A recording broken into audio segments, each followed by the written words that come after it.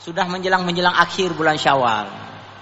Itu disapa jamaah masjid yang hendak menunaikan salat maghrib di sejumlah masjid, itu disapa, diingatkan, kalau mau berbuka puasa silahkan masuk ke tempat, ada beberapa ruang, ada beberapa tempat yang sudah disediakan untuk berbuka puasa Syawal.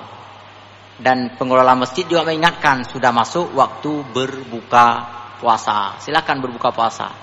Para donatur, para dermawan yang tagun kanji, masak juga lah untuk berbuka puasa Syawal. Kita ingin supaya orang banyak mendapatkan pahala dari ibadah puasa Syawal ini.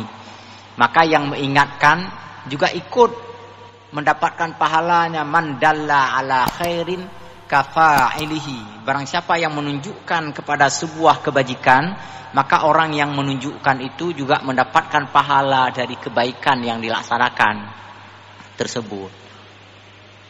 Nah, ini mengenai hari raya. Bapak Ibu berbahagia, ini sudah hari kelima di bulan Syawal. Mungkin sebahagian kita sudah memulai melaksanakan puasa Syawal. Bagi yang sudah memulai, selamat melanjutkan hingga akhir 6 hari. Bagi yang belum memulai, ya tekadkan niat, siapkan suasana batin, ya, bulatkan tekad untuk melaksanakan puasa Syawal ini esok, lusa, atau beberapa hari ke depan. Nah, ini kita lanjutkan pengajian kita. Oh, belum. Satu lagi. Bapak Ibu berbahagia, hari-hari ini umat Islam memang sedang diuji oleh Allah dengan ujian yang sedikit lebih berat dibandingkan hari-hari sebelumnya. Terutama ujian keimanan. Ketika umat Islam di 27 Ramadan kemarin sedang melaksanakan i'tikaf, sedang bertilawah, bahkan ada yang sedang salat, itu dizalimi, dianiaya, bahkan ada yang ditembak oleh polisi-polisi dan tentara Israel. Di bagian lain dari bumi Palestina pada akhir Ramadan ini juga diserobot dan direbut rumah-rumah mereka yang berada di tepi barat jalur Gaza. Di daerah Sheikh Jarrah, kalau saya nggak salah namanya, ada perkampungan Sheikh Jarrah namanya. Di situ rumah-rumah direbut oleh orang Israel, rumah orang Palestina, yang rumah itu sudah ditempati puluhan tahun oleh warga Palestina, dan rumahnya bagus-bagus. Menurut info yang kita peroleh dari orang-orang Palestina yang kuliah di sini, ada beberapa mahasiswa saya asal Palestina kuliah sama saya sekarang. Itu ada rumah yang harganya sampai 2 miliar kalau dirupiahkan dengan harga rupiah. Jadi baik pikir rumah gubuk yang direbut itu, rumah-rumah besar. Ya, rumah-rumah besar direbut, pemiliknya diusir keluar, lalu orang Israel masuk ke rumah itu, mengklaim rumah itu sebagai miliknya. Tentara menjaga, tentaranya tentara Yahudi, namanya Yahudi jika lagi ya. Tentara menjaga pemilik baru ini supaya tidak diganggu oleh pemilik rumah yang lama. Jadi pemilik yang lama biar saja menjadi gelandangan sana, biar tidak memiliki rumah. Ini ujian berat bagi umat Islam. Di dalam masjid tadi banyak orang dibombardir, banyak orang ditembak. Kemudian pusat-pusat pelayanan kesehatan di Gaza itu juga ditembak, dihancur, diluluh lantakkan dengan berbagai macam bom dan tembakan oleh tentara Israel, tentara Yahudi. Sehingga kehidupan umat Islam di Gaza memang sangat berat sekarang ini. Lalu apakah mereka harus mengalah, harus takut, harus bersedih? Ya tentu saja kita umat Islam di sini yang diberikan kesempatan oleh Allah untuk hidup, untuk bernafas, sedikit lebih nyaman lah. Walaupun kita ini enggaklah aman-aman betul. Kita juga kadang-kadang mencekam ini. Nggak aman-aman sekali lah. Cuma dalam masjid ini kita aman. Ada bapak-bapak TNI salat bersama kita, kan jadi tenang kita sedikit. Di masjid lain panena, hayut tu sembahyang di no. Kayak orang pungo ke dalam masjid.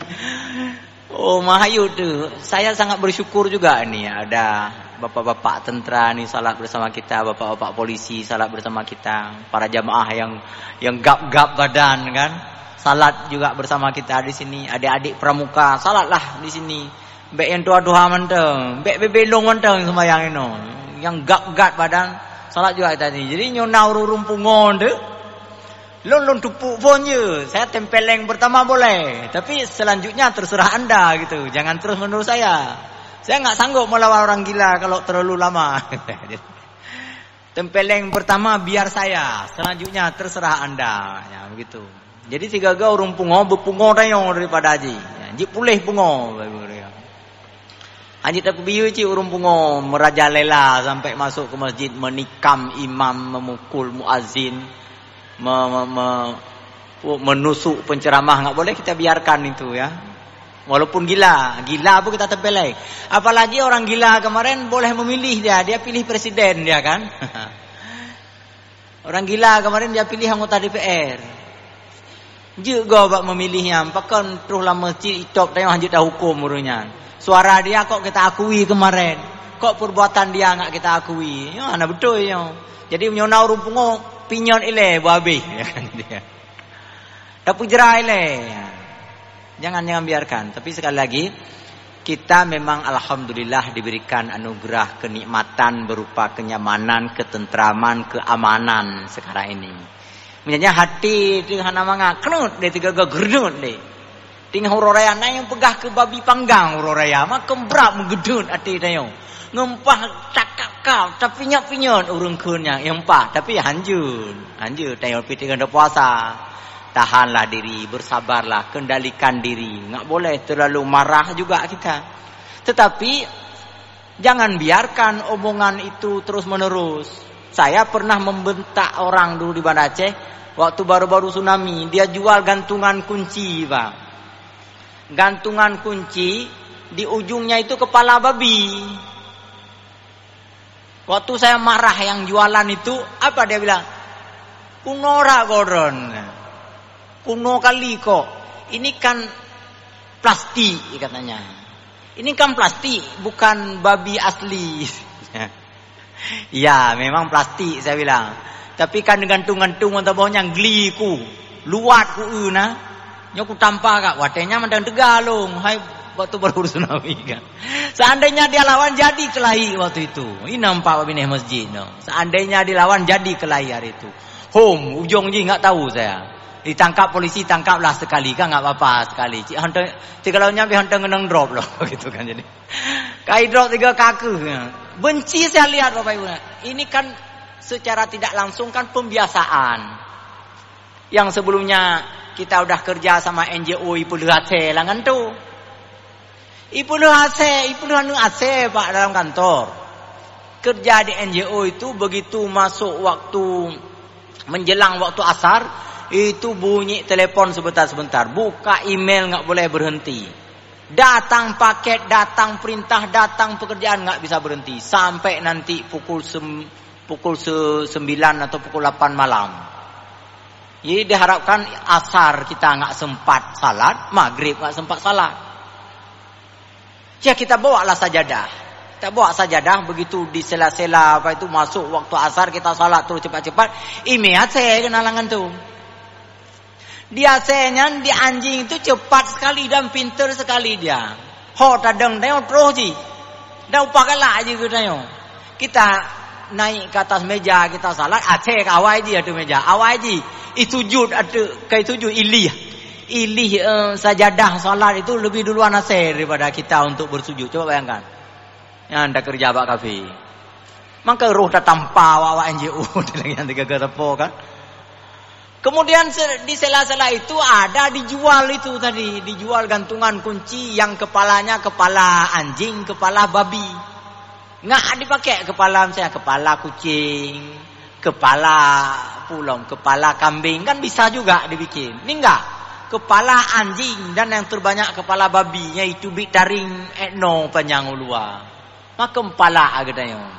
Seakan-akan kan memperdekat, memperakrab masyarakat kita dengan anjing, dengan babi itu. Rupalah ada yang lagi nyaro baik lagi. Kenapa? Karena kita punya iman. Mau menyawak buzurnya kenapa lah aji? Watai kembipang makin galak aji, bertepuk tangan, malah dia iklankan kemana-mana. Pakak awaknya cik pajohnya, kan gitu kan? Jadi kenapa lah aji? Kenapa? Karena hana iman. Kita memiliki keimanan. Ketika makanan haram, ketika sesuatu yang dilarang oleh Allah, yang dibenci oleh Allah, maka kita pun membencinya. Jangan dekat dengan kita, jangan akrab dengan kita. Kita jauhkan sejauh-jauhnya. Tetapi ala kulli halin secara umum kita umat Islam yang tinggal di Indonesia, lebih-lebih lagi yang tinggal di Aceh, alhamdulillah aman, tenang. Memang salat memang agak berjarak-jarak dikit safnya ini karena sedang Covid katanya kan. Mudah-mudahan kita berdoa kepada Allah semoga wabah Covid ini juga segera berakhir. Ini hampir berakhir sebenarnya ini. Hampir berakhir. Cuma dia itulah berputar-putar dia, rak-rak habisnya nalilom gitu kan. Ana doa dia pekena. Di tempat kami yang lain, mungkin Bapak ini tahu ada di tempat lain kami, saya juga ngisi pengajian, datang tuh orang-orang mengingatkan pengurus masjid. Pak Imam, Pak Ustadz, ini Covid dah menanjak lagi nih Pak.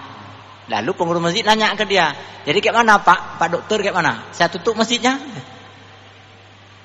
Kalau tutup, buat tanda tangan sedikit, saya tutup nih, saya pegang tanda tangan ini, saya bertanggungjawabkan kepada masyarakat dan kepada Allah Ta'ala sampai ke akhirat saya bertanggungjawabkan.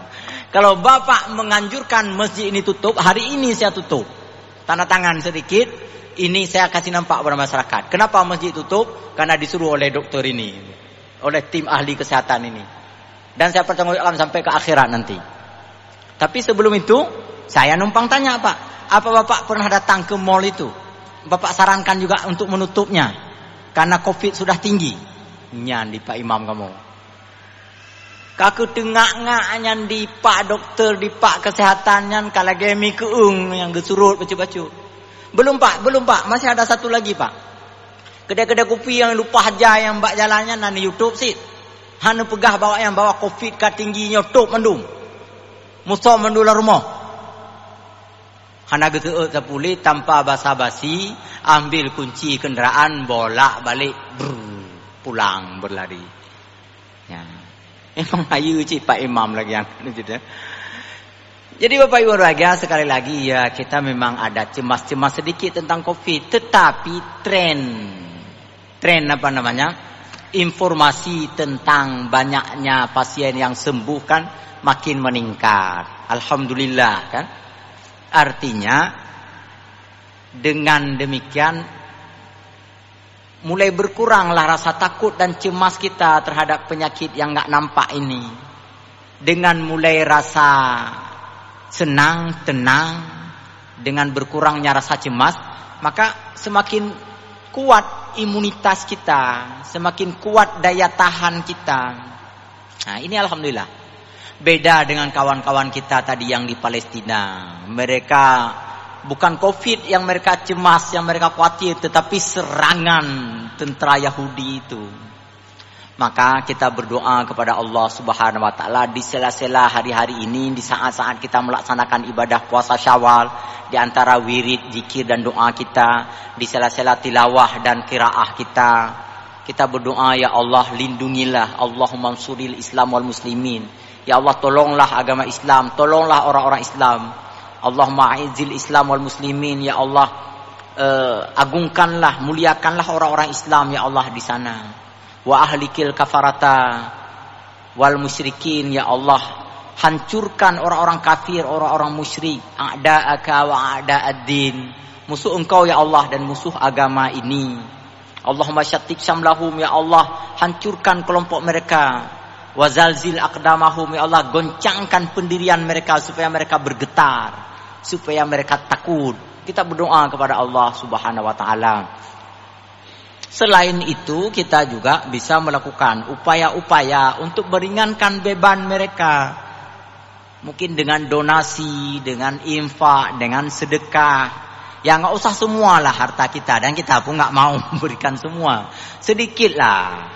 Ada uang sedikit ya kita kasih untuk mereka supaya bisa beli makanan, beli obat, memperlancar perjalanan kehidupan mereka dan seterusnya. Tak hanya itu, mungkin ada lagi yang perlu kita lakukan. Kita juga ikut berperang, perang opini. Kalau orang mengatakan I stand with Israel, misalnya pray for Israel, misalnya kita jawab I stand with Palestine, pray for Palestine. Kita lawan opini. Kita bangun kekuatan, kita bangun kolektivitas, kita bangun ukhuwah umat Islam di seluruh dunia untuk sama-sama mendukung perjuangan orang-orang Palestina. Barang-barang yang kita tahu dikeluarkan, diterbitkan, diproduksi oleh orang-orang Yahudi dan perusahaannya, kalau bisa nggak usah kita beli, nggak usah kita gunakan barang-barang lain. Kecuali barang-barang itu kita gunakan untuk menyerang dia. Nyo HP mau pakai, serang dia lagi dengan HP kita ini ya, gitu. Seperti zaman Rasulullah dulu kan, Rasulullah merebut pedang, merebut anak panah. Untuk apa? Untuk menyerang lawan lagi. Jangan bilang, pakai nyata kafir. Pakai untuk menyerang kafir boleh. Itu Teguh Umar Johan Pahlawan, almarhum itu kan pura-pura bergabung dengan orang Belanda. Setelah itu beliau curi senjata Belanda kan. Beliau curi senjata Belanda, lalu kemudian bagi kepada para pejuang-pejuang di Aceh untuk menembak Belanda. Jangan bilang, hanji matnya hanji cukai ada kafir, harum. Nggak ada begitu istilahnya.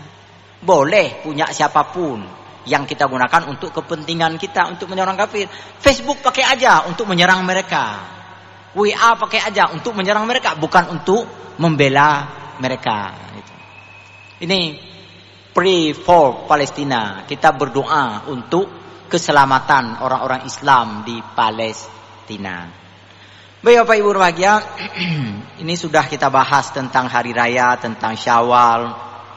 Saya baca dulu satu hadis untuk mengingatkan kita kajian 1 bulan sebelum ini menjelang Ramadan dulu. Kita bahas tentang di antara tanda kiamat adalah terjadi peperangan dahsyat antara kaum muslim dengan orang-orang Yahudi. Nah, kata Rasulullah sallallahu alaihi wasallam, la taqumus sa'atu hatta yuqatilal muslimuna al-yahuda fayaqtuluhumul muslimuna hatta yakhtabi al-yahudi min wara'il hajari wasyajari. Kiamat tidak akan terjadi sebelum terjadi perang besar antara orang Islam dengan orang Yahudi. Ini perang Gaza sekarang ini perang kecil nih. Tapi bisa saja akan menjadi perang besar. Kalau Turki terlibat, Indonesia ikut. Kalau Indonesia ikut, kita doronglah bapak-bapak tentara-tentara yang menemani kita salat di sini untuk berangkat ke sana. Kita doakan mereka semoga menang dalam peperangan, dilindungi oleh Allah Subhanahu wa taala. Kalau Indonesia ikut, kan? Kalau haba degedi, ya, pancuri mesuah istilahnya kan. Seandainya Indonesia ikut, seandainya Turki ikut dan negara-negara lain ikut, maka akan segera menjadi perang besar. Tapi kalau belum ikut terlibat negara-negara lain mungkin masih perang kecil. Jadi kiamat tidak akan terjadi sebelum terjadinya perang besar antara orang Islam dengan orang Yahudi. Lalu orang-orang Islam terus menerus membunuh orang-orang Yahudi sampai orang Yahudi lari terbirit-birit bersembunyi di balik batu dan pohon. Lalu fayaqulul hajaru awisyajaru ya muslim ya Abdullah hada Yahudi khalfi faqtulhu.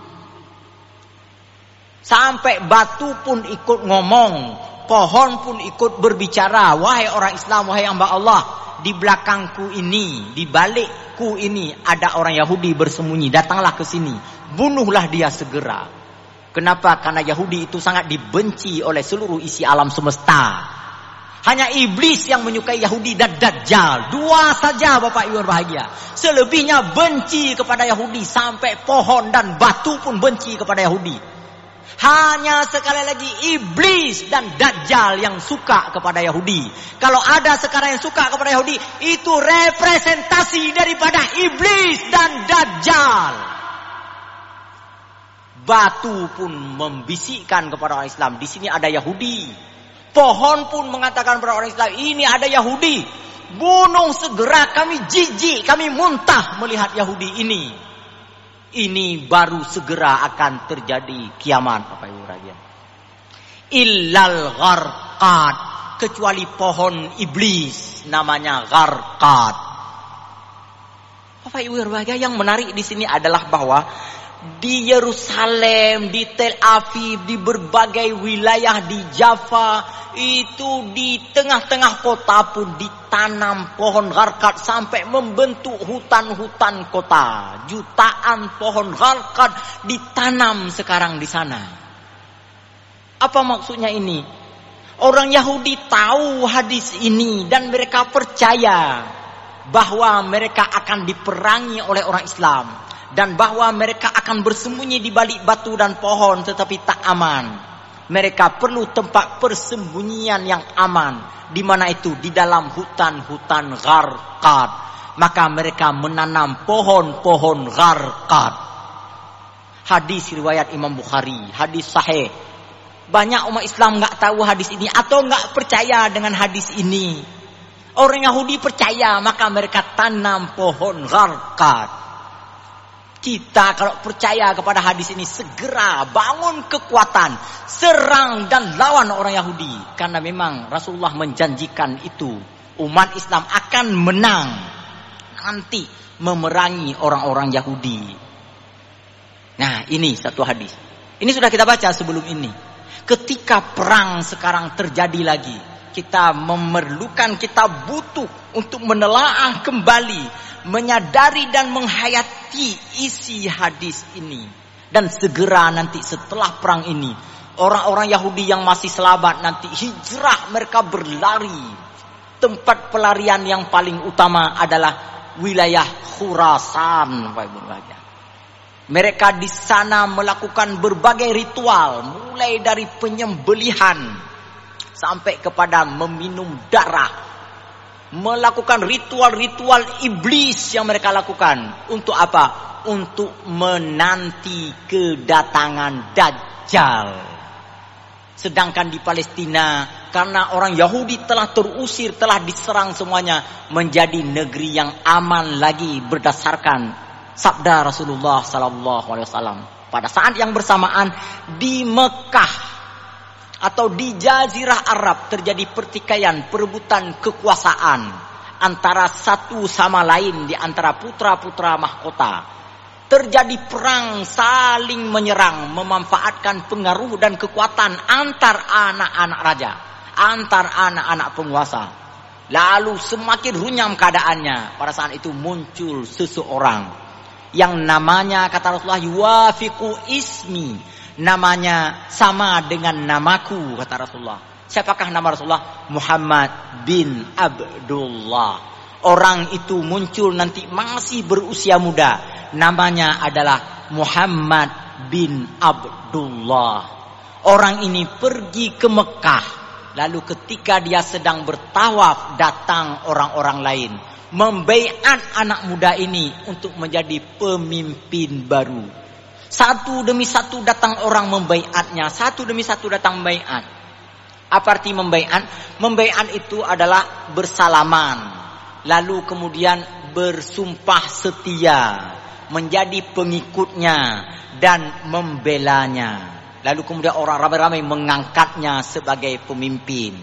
Sami'na wa ata'na, sekarang kami menantikan perintah dari engkau. Karena engkau telah kami angkat sebagai pemimpin kami. Kata orang-orang Mekah waktu itu. Dibaiat di antara rukun, di antara batu Hajarul Aswad dengan makam Ibrahim. Disitulah kejadian baiat. Itulah namanya Muhammad bin Abdullah, yang juga dikenal dengan Al-Mahdi atau Imam Mahdi. Nanti kita lanjutkan pada pertemuan mendatang bagaimana kiprah, karir dan kegiatan aktivitas Imam Mahdi ini di akhir zaman akan kita bahas dalam pertemuan berikut ini. Insyaallah semoga Allah memberikan keleluasaan dan kesempatan untuk kita. Saya mohon maaf seandainya ada kekhilafan dan kekurangan. Subhanakallahumma wa bihamdika asyhadu an la ilaha illa anta astaghfiruka wa atubu ilaik. Wassalamualaikum warahmatullahi wabarakatuh.